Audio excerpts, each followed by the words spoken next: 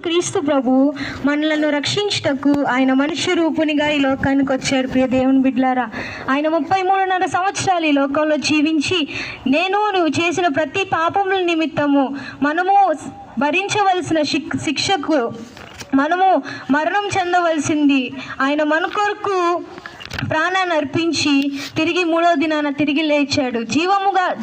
సజీవుడుగా ఆయన 3వ దినాన తిరిగి లేచాడు.